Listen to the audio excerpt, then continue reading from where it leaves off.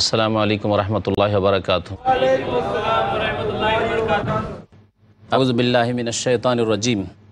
আকিমিস সালাতা লিদুলুকিশ শামসি ইলা গাসাকিল লাইল ওয়া কুরআনাল ফজর ইন্না কুরআনাল ফজরি কানা মাশহুদা। আল্লাহ পাক রব্বুল আলামিনের সমস্ত প্রশংসা, সালাত এবং সালাম নাযিল হোক নবী সাল্লাল্লাহু আলাইহি সাল্লামের উপর। আল্লাহ পাক রব্বুল আলামিন এই আয়াতে 5 ওয়াক্ত সালাতের দিকে ইশারা করেছেন।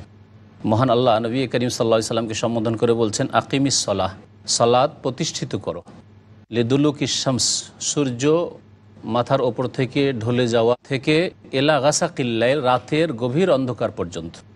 আল্লাহ পাক রব্বুল আলামিন তাহলে নামাজের যে সময়গুলি, ফরজ নামাজের সেই সময়গুলির দিকে ইঙ্গিত করেছেন।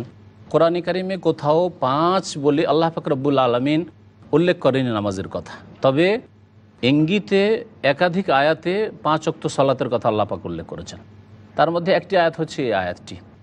মহান আল্লাহ বলছেন, সালাত কায়েম করো, নামাজ প্রতিষ্ঠিত করো, লিদুলুকিশ শামসে, সূর্য মাথার ওপর থেকে ঢলে যাওয়ার পর থেকে এলা গাসাকিল লাইল, রাতের গভীর অন্ধকার পর্যন্ত।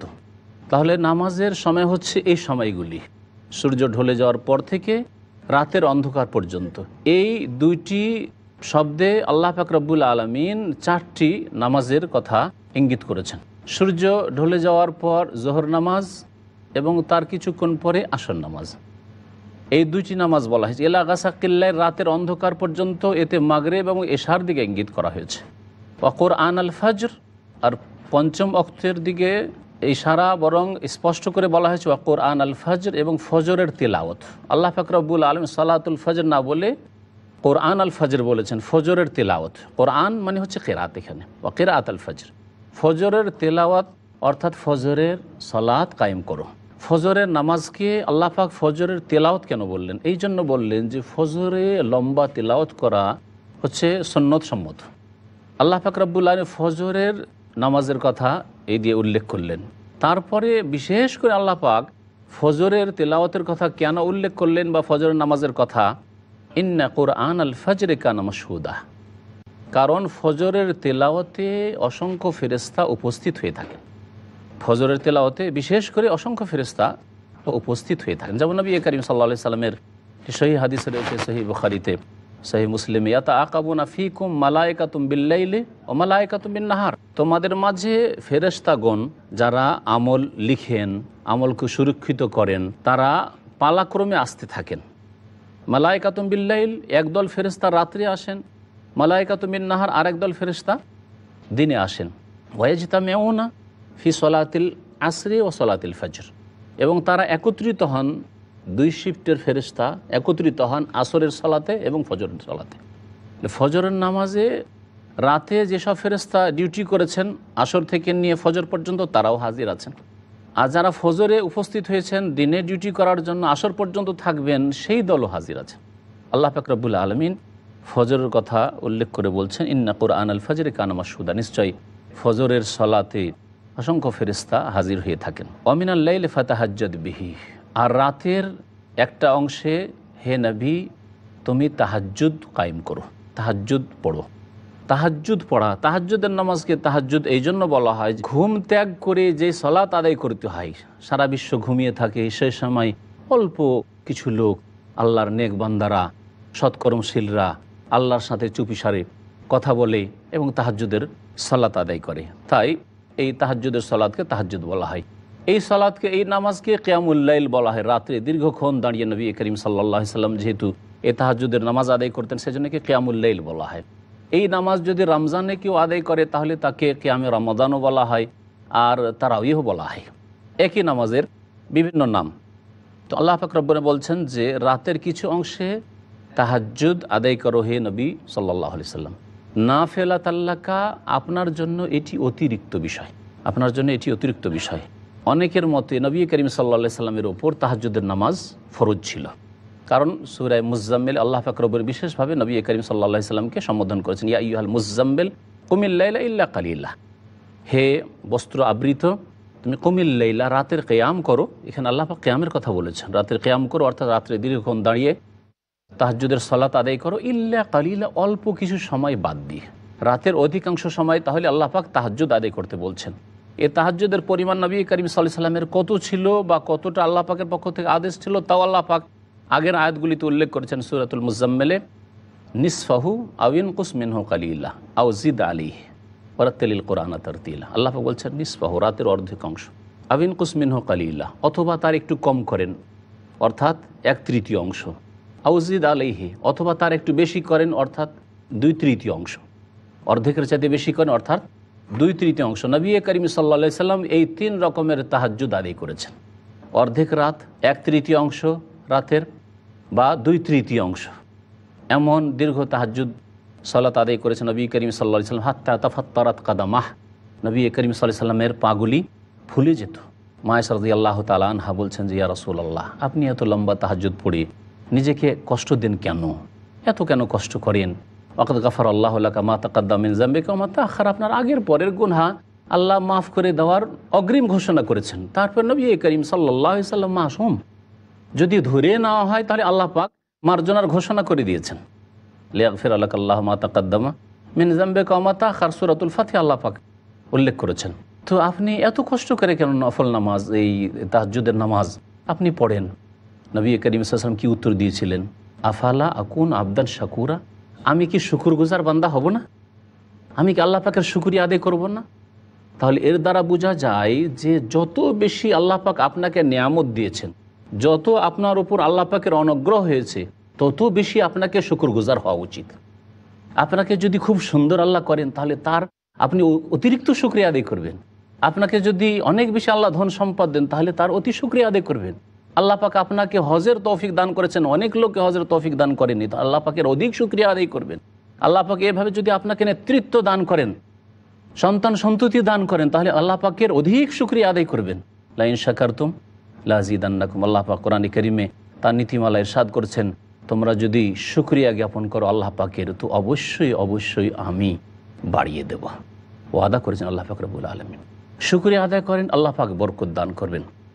তো মহান আল্লাহ বলছেন যে আপনার জন্য অতিরিক্ত নামাজ, তাহাজ্জুদের নামাজ, এই নামাজ যদি আপনি আদায় করেন, আশা আইয়াব আসাকা রব্বুকা মাকামাম মাহমুদা, তো আশা করা যায় যে তোমার রব হে নবী সাল্লাল্লাহু আলাইহি সাল্লাম তোমাকে প্রশংসিত স্থানে পৌঁছে দেবেন। প্রশংসিত স্থানে আল্লাহ পাক পৌঁছিয়ে দেবেন। এ প্রশংসিত স্থান মাকামে মাহমুদ কি?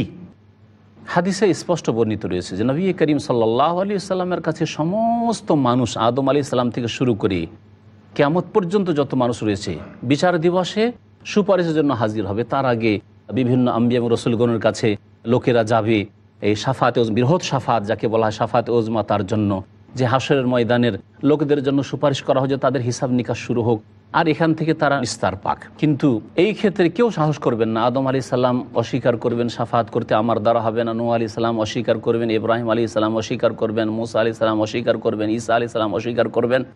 তখন রাসূলুল্লাহ সাল্লাল্লাহু আলাইহি ওয়াসাল্লামের কাছে সবাই আসবে এবং দরখাস্ত করবে। নবী করিম সাল্লাল্লাহু আলাইহি ওয়াসাল্লাম বললেন যে আনা লাহা, আমি এই শাফাতের যোগ্য, আমি এই সুপারিশ করব। এই সুপারিশ করতে গিয়ে আল্লাহ পাক রব্বুল আলামিনের সামনে যখন সিজদায় অবনত হবেন এবং আল্লাহ পাক রব্বুল আলামিন তাকে প্রশংসা করার বেশ কিছু বাক্য শিখিয়ে দেবেন, সেই সময় সহিহ হাদিসে রয়েছে, শাফাতের হাদিসে এই স্থানকে বলা হয়েছে মাকামে মাহমুদ, প্রশংসিত স্থান, যেখানে কেউ পৌঁছিতে পারবে না, যা একমাত্র রাসূলুল্লাহ সাল্লাল্লাহু আলাইহি সাল্লামের জন্য খাস। কিন্তু এক শ্রেণীর বিদাতপন্থীরা মাকামে মাহমুদ সম্পর্কে এমন আল্লাহ পাকের সামনে বেয়াদবির তাফসীর করেছে, যেটা সতর্ক হওয়ার জন্য জেনে রাখা ভালো।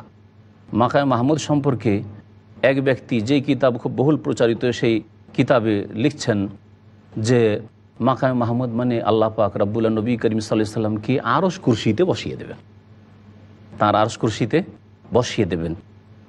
এসব কথা এত অতিরঞ্জন বাড়াবাড়ি, যা আল্লাহও পছন্দ করেন না, তাঁর রাসূল সাল্লাল্লাহু আলাইহি সাল্লাম পছন্দ করেন না। নবী করিম সাল্লাল্লাহু আলাইহি সাল্লাম সতর্ক সাবধান করেছে, লা তুতরুনি, আমার ক্ষেত্রে অতিরঞ্জন করবে না, বাড়াবাড়ি করবে না।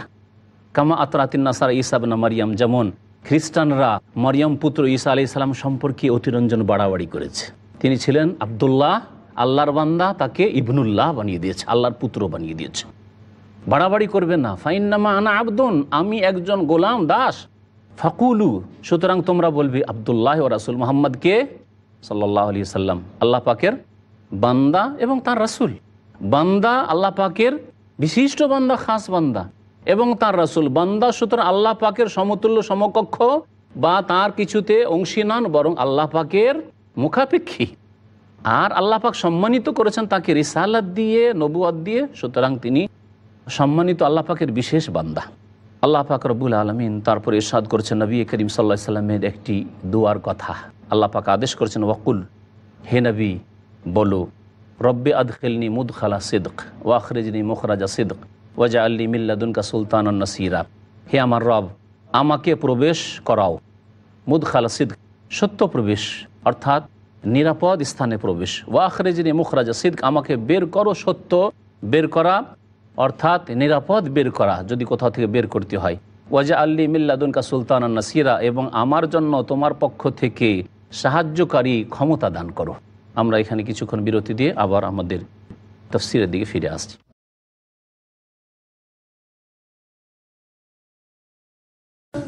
আল্লাহ পাক রব্বুল আলামিন তারপরের আয়াতে ইরশাদ করেছেন, ওয়াকুল জা আল হক ওয়া জাহাকাল বাতিল। হে নবী বলে দাও, সত্য সমাগত হয়েছে, সত্য চলে এসেছে।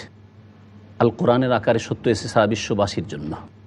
নবী করিম সাল্লাল্লাহু আলাইহি ওয়াসাল্লামের হাদিসের আকারে সারা বিশ্ববাসীর জন্য পূর্ণাঙ্গ বিধান এসে গেছে এবং আল্লাহ পাক রব্বুল ঘোষণা করে দিয়েছেন, আলিয়াউমা আকমালতু লাকুম দীনাকুম, তোমাদের জন্য আজকে দিনকে কমপ্লিট করে দিয়েছি। সুতরাং এ সত্য চলে আসার পরে কারোর জন্য তা অস্বীকার করা জায়েজ নয় এবং কারো কোনো মুক্তির রাস্তা নেই যদি তা অস্বীকার করে। ওয়াজাহাকাল বাতিল, এবং বাতিল বিলুপ্ত হয়েছে। যখন সত্য এসে গেছে তখন বাতিল থাকতে পারে না। যেমন আলো যদি চলে আসে, এখানে বিদ্যুৎ দিয়ে আলোর ব্যবস্থা করা হয়েছে, সুতরাং এখান থেকে অন্ধকার চলে গেছে। যদি এখান থেকে বিদ্যুৎ চলে যায় তাহলে অন্ধকার আবার ফিরে আসবে। মনে রাখবেন, যে কোনো সমাজে যদি ভালো কাজ না হয় তাহলে মন্দ কাজ অবশ্যই স্থান দখল করে নেবে। যদি সেখানে সৎকর্মশীলরা না থাকে তাহলে পাপিষ্টরা সেখানে মাথা চাড়া দেবে। সুতরাং আমাদেরকে সৎকর্মকে বাড়াতে হবে এবং সৎকর্মশীলদের সংখ্যা বাড়াবার জন্য আমাদের দিনের দাওয়াতের কাজ করতে হবে। আল্লাহ পাক বলছেন যে ইন্নাল বাতিলা কানা যহুকা, নিশ্চয় বাতিল বিলুপ্ত হওয়ার বিষয়। বাতিল কখনো চিরকাল থাকে না, বাতিল কখনো কখনো মাথা চাড়া দেয়, কিন্তু তা চিরকাল থাকতে পারে না। ফেরাউন বাতিল নিয়ে এসেছিল কিন্তু থাকেনি, ধ্বংস হয়ে গেছে। আদ সামুদ বাতিল নিয়ে খুব মাথা চাড়া দিয়েছিল, সর্বনাশ হয়ে গেছে। এইরকমই আবু জাহাল, আবু লাহাব, তারা বাতিলের পৃষ্ঠপোষকতা করেছিল, কিন্তু তাদের নাম নেওয়ার আর কোনো লোক পৃথিবীতে নেই। আল্লাহ পাক রব্বুল আলামিন তারপরে কোরআনে কারীমের বৈশিষ্ট্যের কথা উল্লেখ করেছেন, অনুনাজ্জিলু মিনাল কুরআনি মা হুয়া শিফাউন ওয়া রাহমাতুল লিল মুমিনিন ওয়া লা ইয়াজিদুয যালিমিনা ইল্লা খাসারা। আল্লাহ পাক বলছেন আমি ক্রমাগত কোরআন নাজিল করে থাকি। অনুনাজ্জিলু, নাজ্জালা থেকে, নাজ্জালা মানে ধীরে ধীরে নাজিল করা, ধীরে ধীরে কোনো জিনিস নামানো, আর আনজালা মানে একবারে নাজিল করে দেওয়া। আল্লাহ পাক রব্বুল আলামিন কোরআনের এই দুইটি বৈশিষ্ট্য রেখেছেন। লহে মাহফুজ থেকে বাইতুল ইজ্জাত প্রথম আকাশ পর্যন্ত আল্লাহ পাক রব্বুল আলামিন আল কোরআনকে একবারে নাজিল করে দিয়েছেন। ইন্না আনজালনাহু ফি লাইলাতিল কদর, কদরের রাতে আল্লাহ পাক আল কোরআন প্রথম আসমান পর্যন্ত নাজিল করেছেন। আর প্রথম আকাশ থেকে জিবরাইল আলাইহিস সালাম রাসূলুল্লাহ সাল্লাল্লাহু আলাইহি ওয়াসাল্লাম পর্যন্ত দীর্ঘ 23 বছরে যখন যেই বিষয়ের প্রয়োজন হয়েছে, যখন যেই রকমের সমস্যা দেখা গেছে, তখন সেই রকমের সমাধান নিয়ে আগমন করেছেন। আল্লাহ পাক বলছেন যে আমি ক্রমাগত ধীরে ধীরে কোরআনুল কারীম নাজিল করেছি। মা হুয়া শিফা, যাতে রয়েছে আরোগ্য, ওয়া রাহমা, এবং যাতে রয়েছে অনুগ্রহ, লিল মুমিনিন, মুমিনদের জন্য, রহমত স্বরূপ মুমিনদের জন্য। ওয়ালা ইয়াজিদুয যালিমিনা ইল্লা খাসার, আর জালেমদের ক্ষতি বৃদ্ধি করেছে, জালেমদের একমাত্র ক্ষতি বৃদ্ধি করেছে। আল্লাহ পাক রব্বুল আলামিন এখানে কোরআনে কারীমকে শিফা বলে, অর্থাৎ চিকিৎসা বলে, আরোগ্য বলে আখ্যায়িত করলেন। এতে কি ধরনের চিকিৎসা রয়েছে? কোরআনে কারীম কি তাবিজ তোমার করার জন্য? না, কখনো নয়। নবী করিম সাল্লাল্লাহু আলাইহি ওয়াসাল্লাম বলেছেন আত্তামাইমু শিরক, তাবিজ হচ্ছে শিরক। সুতরাং কোরআনে কারীমকে আল্লাহ তাবিজ করার জন্য নাজিল করেনি। কোরআনে কারীমকে প্রথম অন্তরের শিফা হিসাবে, অন্তরের ব্যাধির চিকিৎসার জন্য আল্লাহ পাক নাজিল করেছেন। মানুষ জীবনে যেসব পাপাচার রয়েছে, কুপ্রবৃত্তির অনুসরণ রয়েছে, সেগুলি থেকে মুক্ত করার জন্য, সৎ জীবন গড়ে তোলার জন্য এতে চিকিৎসা রয়েছে। মানুষের অন্তরের ব্যাধি হচ্ছে এক সংশয়ের ব্যাধি। অন্তরের ব্যাধি হচ্ছে দুই রকম, মারদুস শুবহাত আর মারদুস শাহওয়াত। মারদুস শুবহাত মানে সংশয়ের ব্যাধি। কিছু লোক যারা কুফরিতে আছে, শিরক বিদাতে আছে, তাদের সংশয়ের ব্যাধি আছে, এটা তো ভালো কাজ, এটা করলে অসুবিধা কি, অথচ নবী করিম সাল্লাল্লাহু আলাইহি ওয়াসাল্লাম করেননি, তার সাহাবাইকেরাও করেননি, তারপরও তা করছে। তাহলে শিরক বিদাত যারা করে তাদের মধ্যে সংশয়ের ব্যাধি রয়েছে তাদের অন্তরে। এর চিকিৎসা হিসেবে আল্লাহ পাক আল কোরআন নাজিল করেছেন। আর যারা বিভিন্ন পাপে লিপ্ত, ব্যভিচারে লিপ্ত, খুন করায় লিপ্ত, গুন্ডামিতে লিপ্ত, বিভিন্ন রকমের পাপে ডুবে রয়েছে, তাদের মধ্যে মারজুস শাহওয়াত রয়েছে, কুপ্রবৃত্তির অনুসরণের ব্যাধি রয়েছে, কুপ্রবৃত্তির পূজা করে তারা। আফারায় তামানি তাহাজা ইল্লাহু হাওয়া, তাদের কুপ্রবৃত্তিকে তারা ইল্লাহ উপাস্য বানিয়ে ফেলেছে। সুতরাং তারা তাদের যা মন বলে তাই করে, মন পাপ করতে বলে তাই করে, খেয়াল খুশি কাজ করে। খেয়াল হইলে নামাজ পড়লো, না হলে পড়লো না, খেয়াল হইলে ভালো কাজ করলো, না হলে মন্দ কাজে ডুবিয়ে আছে। তো আল্লাহ পাক রব্বুল আলামিন এই দুই রকমের ব্যাধির চিকিৎসা হিসাবে আল কোরআন নাজিল করছেন। এই হচ্ছে আধ্যাত্মিক চিকিৎসা, মানুষের সংশোধনের জন্য চিকিৎসা, ঈমান এবং আমলের সংশোধনের চিকিৎসা। আল্লাহ পাক রব্বুল আলামিন কোরআন কারীমের আরও অধিক বরকত রেখেছেন যে এই দিয়ে শারীরিক চিকিৎসা করা যেতে পারে। রুহানি চিকিৎসা ছাড়া, মানে ঈমান এবং আমলের চিকিৎসা ছাড়া শারীরিক চিকিৎসা করা যেতে পারে। আর তা শরীয়ত সম্মত হচ্ছে ঝাড়ফুঁকের মাধ্যমে, তাবিজ তুমারের মাধ্যমে নয়, ঝাড়ফুঁকের মাধ্যমে। নবী করিম সাল্লাল্লাহু আলাইহি সাল্লাম কোরআন কারীমের আয়াত দিয়ে ঝাড়ফুঁক করেছেন, বরং সূরা নাস এবং ফালাক আল্লাহ পাক জাদুর চিকিৎসার জন্য নাজিল করেছেন। সূরা ফাতিহাকে নবী সাল্লাল্লাহু আলাইহি ওয়াসাল্লাম সূরাতুশ শিফা বলে, আরোগ্যের সূরা বলে আখ্যায়িত করেছেন। সুতরাং কোরআন কারীমে দৈহিক চিকিৎসা রয়েছে, কিন্তু শরীয়ত সম্মত হইতে হবে। আল্লাহ পাক যার প্রতি কোরআন নাজিল করেছেন তিনি যেইভাবে চিকিৎসা করতে বলেছেন সেইভাবে চিকিৎসা করতে হবে। এতে রয়েছে চিকিৎসা। এবং মুমিনদের জন্য আল্লাহ রহমত বললেন, তাহলে কি এটা কাফেরদের জন্য রহমত নয়? মুমিনদের জন্য আল্লাহ রহমত বলেছেন, হ্যাঁ, মুমিন যে বিশ্বাসী, যে বিশ্বাস করবে তার জন্য রহমত স্বরূপ, তার জন্য অনুগ্রহ স্বরূপ। পক্ষান্তরে যারা অবিশ্বাসী হবে তাদেরকে জালেম আল্লাহ বলেছেন, তাদের ক্ষতি আরও বৃদ্ধি পাবে। কোনো ব্যক্তির মধ্যে ঈমান থাকতে হবে, আল্লাহর প্রতি ঈমান, পরকালের প্রতি ঈমান, ভাগ্যের প্রতি ঈমান, যেসব ঈমানের পিলার রয়েছে এগুলি থাকতে হবে। তাহলে আল্লাহ পাক রব্বুল আলামিন তাকে কোরআন দিয়ে কি করবেন? আরোগ্য দান করবেন, সংশোধন করবেন তার। আর যার মধ্যে ঈমান নেই, জালেম, যেই ব্যক্তি বড় জালেম অর্থাৎ মুশরিক অথবা অস্বীকারী কাফের, সেই ব্যক্তি আরও ক্ষতিগ্রস্ত এই জন্য হবে যে কোরআন নাজিল হয়ে গেছে আল্লাহর পক্ষ থেকে, তার কোনো রকমের আর অজুহাত রাখা হয়নি যে আল্লাহ জানতাম না, শোনেনি, আমার কাছে সত্য আসেনি, এ কথা আর বলার কোনো সুযোগ নেই। সুতরাং তার জন্য শাস্তি আল্লাহ পাকের ইহকাল পরকালের অবধারিত হয়ে গেছে, আর সেই ব্যক্তি দুনিয়া আখেরাতে ক্ষতিগ্রস্ত হইল। আল্লাহ পাক বলছেন, ওয়াইজা আন আমনা আলাল ইনসানি আরাজা, যখন মানুষের ওপর আমি কোনো অনুগ্রহ করি, আল্লাহ পাক যখন মানুষকে কোনো ইনাম করে অর্থাৎ অনুগ্রহ করে, তখন অধিকাংশ মানুষের স্বভাব হচ্ছে যে বিমুখ হয়ে যায়। মধ্যম শ্রেণীর লোক আজকে দেখবেন যাদের মধ্যে ঈমান আমল আছে, আর যাদের মধ্যে বেশি পয়সা হয়েছে অধিকাংশ লোক বিভ্রান্ত, আল্লাহর দিন থেকে সরে আছে। আর একেবারে যাদের ঘরে কিছু নেই তাদের অধিকাংশই আবার না দুনিয়া না আখেরাত, না ইহকাল আছে না পরকাল আছে। মানুষকে আল্লাহ পাক বিবেক সম্পন্ন করলেন, তাদের জন্য আল কোরআন নাজেল করলেন, তাদের জন্য আসমানি কিতাব নাজেল করলেন, তাদের জন্য আম্বিয়া রসুল পাঠালেন, তাদেরকে ভালো মন্দের পার্থক্যের জ্ঞান দান করলেন। তারপরে যদি পাশবিক চিন্তাধারা থাকে, উলাইকা কাল আনাম, এরা চতুষ্পদ জন্তুর মতো, বালহুম আজাল, বরং এর চাইতেও নিকৃষ্ট। এদের সম্পর্কে আল্লাহ পাক বলছেন যে চতুষ্পদ জন্তুর চাইতেও এরা নিকৃষ্ট। তো আল্লাহ পাক বলছে যে মানুষের স্বভাব হচ্ছে যে ওয়াইদা আন আমনা আলাল ইনসান, যখন আমি অনুগ্রহ করি মানুষের ওপর, আর রাজা তখন মুখ ফিরিয়ে নেই। বহু লোককে আমরা বিদেশে থাকি দেখি যে দেশে যখন অভাব ছিল বাড়িতে টিভি ছিল না, অশ্লীল কাজ করতো না, জুয়া খেলতো না, কিন্তু যখন পয়সা হয়েছে প্রথম কাজ হচ্ছে যে এখন নোংরামি করতে হবে। আর তারপরে এইরকম বহু পাপ আছে যেসব পাপগুলি দেশে করতো না হয়তো। মধ্যম শ্রেণীর মানুষ ছিল যখন আর্থিক দিক থেকে, তখন ভালো ছিল, কিন্তু পয়সা হয় কি হয়েছে? কাল্লা ইন্নাল ইনসান আল্লাহ ইয়াতগা আর রা হুস্তাক না, মানুষ সীমা লঙ্ঘন করে, বাড়াবাড়ি করে, যখন দেখে যে কি ইস্তাগনা, সে অভাব মুক্ত হয়ে গেছে, আর অভাব নেই, পয়সার অভাব নেই, খাওয়া দাওয়ার কোনো অভাব নেই, বাড়িঘর হয়ে গেছে, বাড়ি গাড়ি নারী হয়ে গেছে, তখন পাপে লিপ্ত হয়ে যায় অধিকাংশ মানুষ। তাই আল্লাহ পাক বলছেন মানুষকে যখন আমি পুরস্কৃত করি, অনুগ্রহ করি, আর আজাব, তখন তাদের বদস্বভাব হচ্ছে তারা মুখ ফিরিয়ে নেই, ওয়ানা আবে জানে বিহি, এবং তারা পাশ কেটে যায়, সাইড হয়ে যায়। ওয়াইদা মাসসাহু শাররু কানা ইয়াউসা, আর যদি কখনো বিপদ আপদ আপতিত হয়, অনিষ্ট যদি স্পর্শ করে, কানা ইয়াউসা, তখন হাহুতাশ শুরু হয়ে যায়, নিরাশ হয়ে যায়, আর বাঁচবো না, আর বাঁচবো না, দুনিয়া আমার অচল হয়ে গেছে। আল্লাহ পাক রব্বুল তারপরে বলছেন যে মানুষ প্রত্যেকে কাজ করছে, নিজ নিজ গতিতে কাজ করে যাচ্ছে।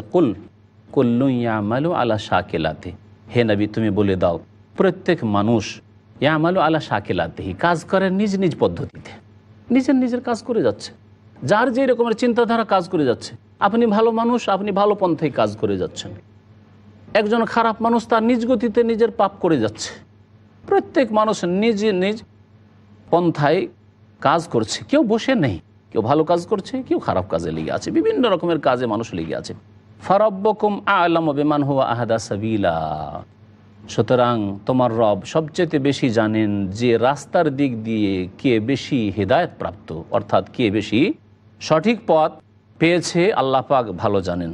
সঠিক পথ পাবে তার জন্য কিছু লক্ষণ আছে। সঠিক পথ পাওয়ার জন্য নবী করিম সাল্লাল্লাহু আলাইহি ওয়াসাল্লাম বলেছেন যে তারাকতু ফিকুম আমরাইন, তোমাদের মতো দুটি বস্তু ছেড়ে গেছে, লান তাজিলু, কখনো পথভ্রষ্ট হবে না, মা তামাসসাকতুম বিহিমা, যদি মজবুত করে ধারণ করো তাহলে। তা হচ্ছে কিতাবুল্লাহ, আল্লাহ পাকের কিতাব আল কোরআনকে মজবুত করে ধারণ করে জীবনের প্রতিটি ক্ষেত্রে, ওয়াসুন্নতি, এবং আমার আদর্শকে নবী সাল্লাল্লাহু আলাইহি ওয়াসাল্লামের যে জীবন পদ্ধতি রয়েছে, হাদিস রয়েছে, সেই মোতাবেক জীবন যাপন করবে।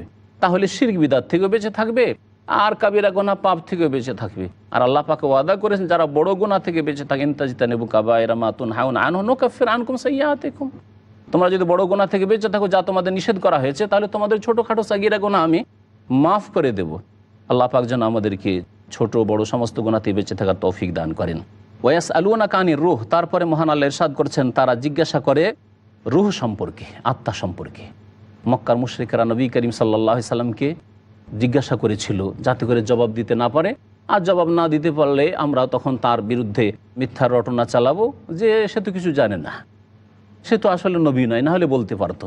তাই তারা আত্মা সম্পর্কে জিজ্ঞাসা করলো, ওয়াসআলুনাকা আনির রূহ, তারা তোমাকে জিজ্ঞাসা করবে বা তারা জিজ্ঞাসা করে আনির রূহ, আত্মা সম্পর্কে।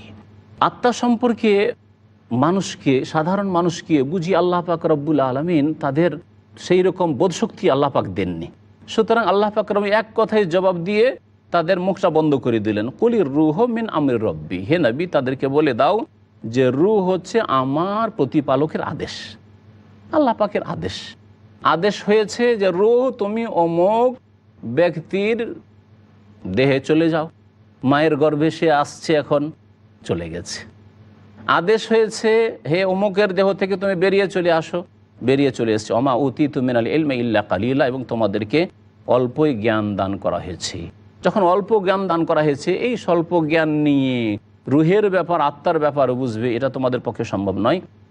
এই বলে আল্লাহ পাক রব্বুল আলামিন তাদেরকে জবাব দিলেন। আল্লাহ পাক রব্বুল আলামিন যেন আমাদের কোরআন কারীম বুঝার এবং তার মোতাবেক জীবনযাপন করার তৌফিক দান করেন। ওয়া সাল্লাল্লাহু নবিয়ানা মুহাম্মদ ওয়া আলা আলিহি ওয়া সাহবিহি আজমাইন।